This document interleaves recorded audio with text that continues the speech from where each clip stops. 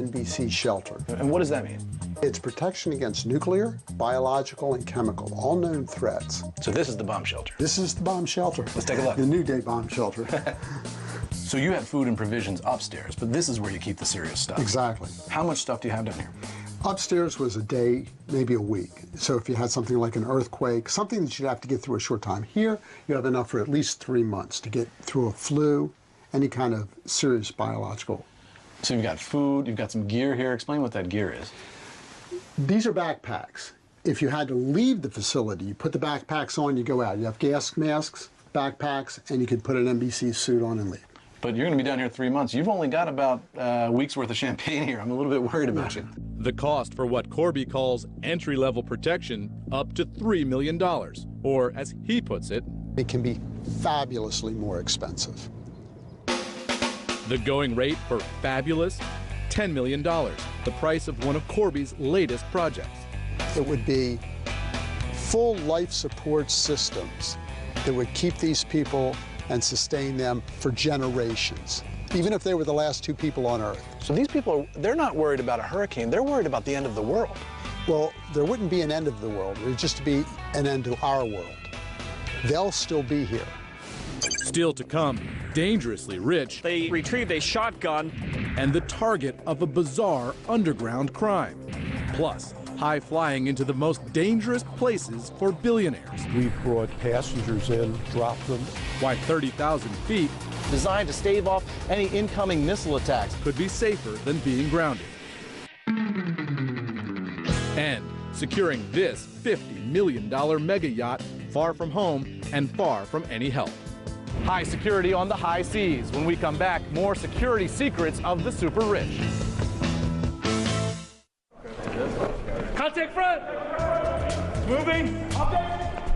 Get up, and I'm coming. Bodyguards, panic rooms. We're going into the bomb shelter. The super rich can afford to manage every potential risk factor. One of the biggest vulnerabilities for the super rich is when they're on the move. And at the top end, that means traveling by private jet at airports like this one in Palm Beach, Florida, where they specialize in protecting the jets and the people on board. Florida-based John Cosenza is a security consultant for private aviation. He says the dangers aren't always a mile high.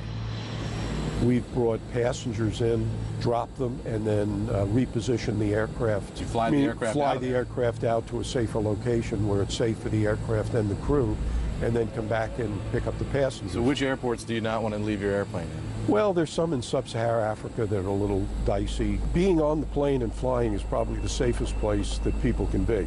On the tarmac, the security threats can be countless, sometimes deadly. You can do things outside the aircraft to put it in jeopardy if it does get off the ground. What do you mean? Well, things to the engine, things that could be put into things like the wheel wells. And once airborne, the super wealthy leave nothing to chance. At the ultra high end, the security experts tell us there are a couple of dozen aircraft in the world, like this private Gulfstream G4, that have electronic countermeasures designed to stave off any incoming missile attacks. Those countermeasures can include things like jamming systems to block infrared tracking systems for missiles. But at sea, mega yachts and their wealthy owners are especially enticing to pirates and terrorists as high yield and highly visible targets. In fact, experts say most yachts are much less secure and much more vulnerable than their owners' homes or private jets. For billionaires, sometimes the ultimate toy can become the ultimate danger zone. These super yachts cruise far away from civilization and far away from any police response. In terms of security, they've got to be totally self-sufficient. Land security, people have their homes with fences around them, and they have security people, law enforcement people, within minutes being able to respond to their homes. Retired Coast Guard Vice Admiral Brian Peterman specializes in what he says is head of state level protection for luxury super yachts. His goal, turning super yachts into floating fortresses, because when it comes to being out at sea, the response time may not be measured in minutes, it could be days. You have to be able to take measures on your boats to be able to maintain your safety and security. So you're on your own when you're out here. Exactly, until the good guys can come and rescue you. We're inside the master suite of the super yacht Harbor Island.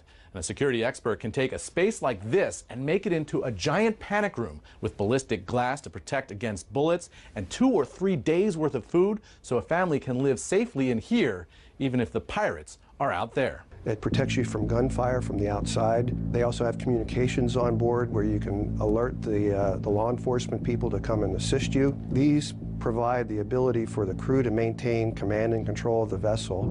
One of the most important aspects of super yacht security is understanding exactly who's stepping on board your boat. This yacht actually has a security system embedded in the deck that can detect every footstep and immediately train cameras on anybody who's coming on board the yacht. 6 staterooms, a posh dining room, a sun deck.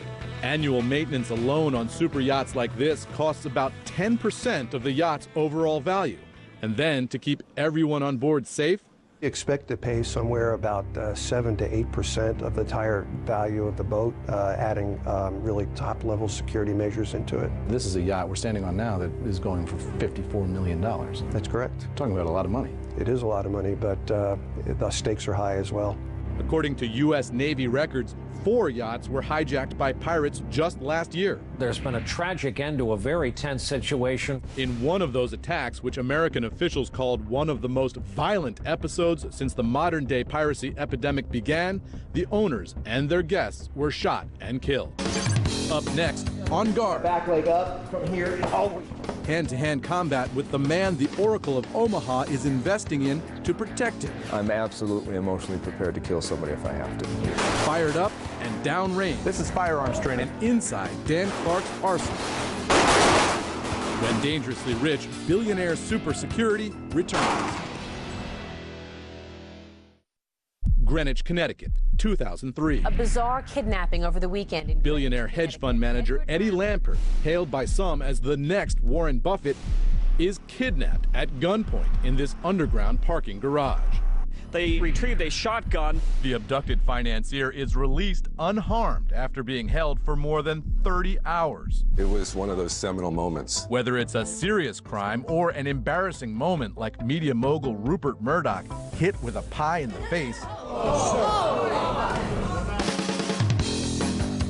bodyguard Dan Clark's job back leg up is to thwart every type of attack, no matter how harmless or hostile. Andy Grove said that only the paranoid survive, and that's my job, is to take all these things into consideration. Working as Warren Buffett's protective detail for almost 2 decades now, Clark, I'm coming in here like who spent almost 24 years with the Omaha Police Department, has made a name for himself in the private security pull world. my weapon out. Contact front!